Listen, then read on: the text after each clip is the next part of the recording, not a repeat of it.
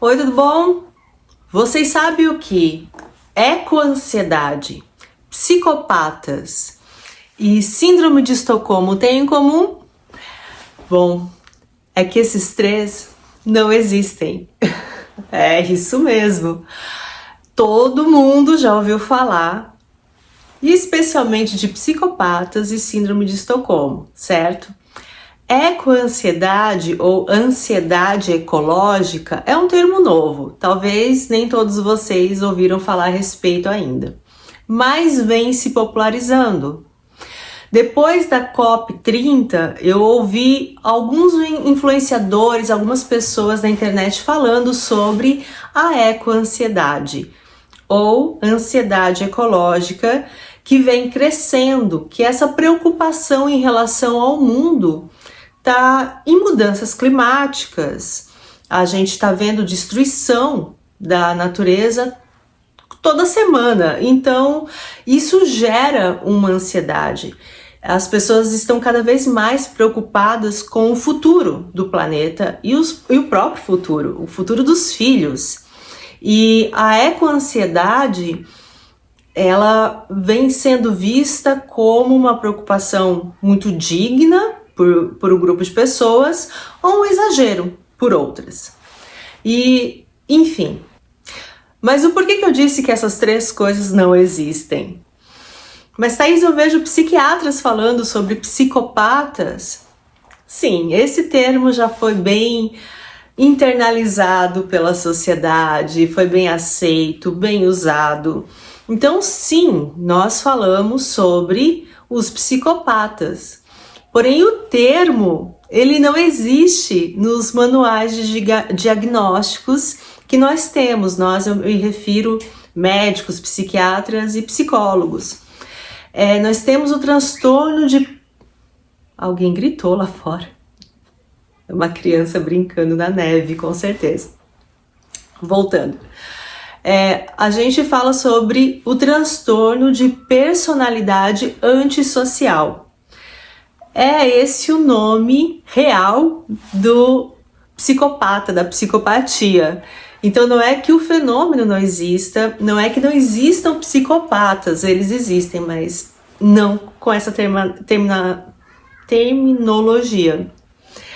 Não com essa terminologia. E a síndrome de Estocolmo, Thaís? Pois bem, a síndrome de Estocolmo, ela não existe. E não, ela não tem um outro nome para isso, ela só não existe, porque não é um transtorno real, não é uma síndrome real. Porque vamos parar para refletir. Qual o problema de tratar um ser humano como um ser humano? É sobre isso a síndrome de Estocolmo, não é? Você está sendo mantida como refém dentro de um banco na cidade de Estocolmo e simplesmente tratar os assaltantes, os ladrões, como seres humanos. Só que aí entra uma outra situação também, não é apenas tratar o bandido como um ser humano, é também uma forma de sobrevivência, você ser cordial, amigável com quem tem a sua vida na mão deles, né? Você vai tratar bem a pessoa no qual a sua vida está dependendo disso. Você vai obedecer, vai ser amigável, não vai ser grosseira ou afrontosa com quem está com uma arma apontada para você. Então é um método de sobrevivência, você ser gentil, certo? Então nós temos dois fenômenos aqui acontecendo.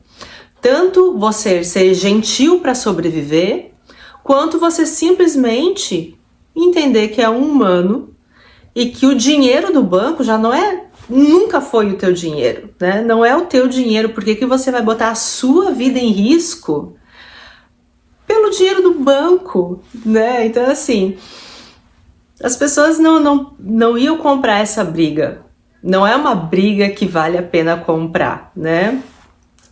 E tem outras situações do tipo, tá certo que é uma pessoa cometendo um crime, mas é um ser humano, é uma pessoa a noção da sociedade que bandido bom é bandido morto, é algo não civilizado, né? A gente passou por marcos civilizatórios muito importantes que inclui você olhar para um ser humano e lembrar que ele é um ser humano. Claro que a raiva é parte do pacote de emoções que nós vamos sentir em relação a pessoas que estão nos roubando, nos ameaçando, nos agredindo. Então você sentir raiva dessa pessoa é super natural. Não deixamos de ser civilizados por causa disso. Agora, quando alguém não está te ameaçando diretamente, não está te agredindo, está te acalmando, dizendo, olha, eu estou roubando esse banco aqui, mas vocês podem ficar tranquilos que nada vai acontecer com vocês, só, por favor, vamos colaborar todo mundo aqui? Sim, não que tenha acontecido isso, tá? Tô colocando uma situação hipotética. Você simplesmente pensar, ok, beleza, né? E seguir tua vida e ficar ali quietinho esperando o momento que você vai poder sair, não me parece nenhum absurdo, não me parece uma síndrome, né? Então assim, ela foi gentil com o cara que tava mantendo ela como refém porque ela se apaixonou pelo bandido. Não. Nesse caso de Estocolmo, a mulher ela foi bem clara nas entrevistas, ela não se apaixonou por ninguém, não teve nenhuma relação amorosa ali. Ela só estava cumprindo as ordens de ficar tranquila e colaborativa, sabe? Não tem por que sair disso com o ódio que as pessoas esperam. E tem aquela música do Raul, né? Eu não sou besta pra tirar onda de herói. Por que ela ia tirar onda de herói? Né? Então assim, eu vejo machismo também nessa abordagem de dizer o que disseram sobre o que aconteceu em Estocolmo. Então a síndrome de Estocolmo, ela é um apanhado de preconceitos, ela é a junção de várias ideias tortas. O que tem gentileza e sobrevivência, simplesmente isso, sobrevivência. Quanto à ansiedade ecológica ou ecoansiedade, também não existe esse tipo de ansiedade em nenhum manual de transtornos mentais, nenhum manual que nós usamos como o DSM-5, o CID-10, que agora eu acho que já está no 11, né, o CID-11. Então, a gente não tem esses termos nesses manuais. Porém, não é porque não existe no manual que não pode ser reconhecido socialmente o fenômeno, correto? Então, o que vem antes? A doença ou o nome? A doença, né? Porém, não é toda forma de ansiedade que vai receber um nome para entrar nos manuais. Por que isso? Porque a gente entende a ansiedade como um fenômeno amplo. Então, se você tem ansiedade diante de uma prova, não vai ter um nome ansiedade pré-prova. Se você sente ansiedade para dançar em público, não vai ter ansiedade para dançar em público, não é? Então, a ansiedade, ela pode ser uma ansiedade social, ela pode ser uma ansiedade generalizada, ela pode ser uma fobia de alguma coisa específica. Então, a gente tem sim critérios de transtorno de ansiedade. Porém, nem tudo que gera ansiedade vai ganhar um nome separado, né?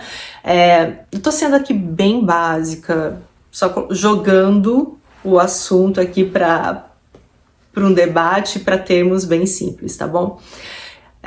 Voltando. Então, a gente pode um dia ter esse fenômeno com um nome próprio. Eu acho muito difícil, eu acho que é só um tipo de ansiedade que nós, enquanto sociedade, padecemos. A gente tem a ansiedade em relação às nossas finanças, em relação à nossa economia, a gente tem ansiedade em relação a possíveis guerras, e a gente tem ansiedade em relação ao desmatamento, às mudanças climáticas, a tudo que vem acontecendo com o nosso planeta. E é só uma observação e se torna sim um termo popular, mas não é um transtorno por si só, um transtorno de ansiedade com o nome próprio. Mas por que eu tô trazendo esse assunto? Qual o ponto desse vídeo? Só dizer que não existe nos manuais de diagnóstico? Não, não é isso.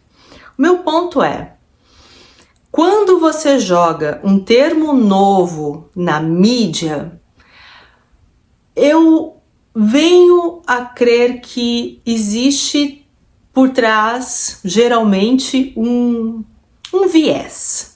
Uma visão, um porquê.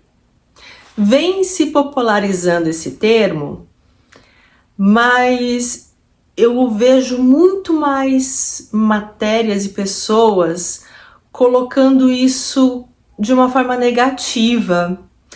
Pode ser o meu algoritmo? Pode. Pode ser minha bolha, né? Pode. A minha bolha, na verdade, são de eco-chatos, né? De eco-ansiosos, porque nós temos ansiedade em relação a isso.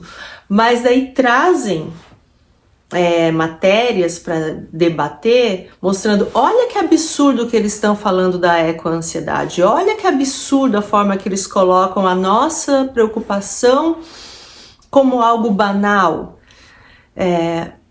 E daí eu vejo as matérias, né?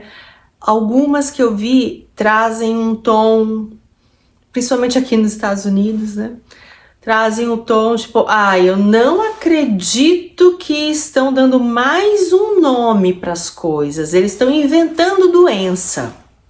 Eles inventam essas doenças para vender o remédio depois, ansiolíticos e tal.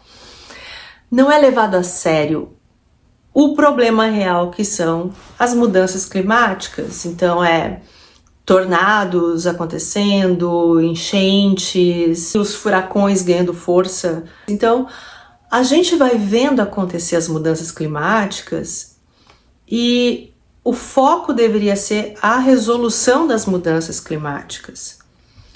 Mas quando tu joga o foco para um termo novo, para um nome e muda o foco para, olha, inventar um novo nome, inventar uma doença nova, o foco se perde. Parece que cumpre muito mais uma agenda de dispersão, né? Uma agenda de olha para o outro lado, do que realmente vamos levar a sério esse assunto. Porque já tem muita gente levando a sério, tem muita gente preocupada com isso. Tanta gente que a mídia já está chamando de eco-ansiedade.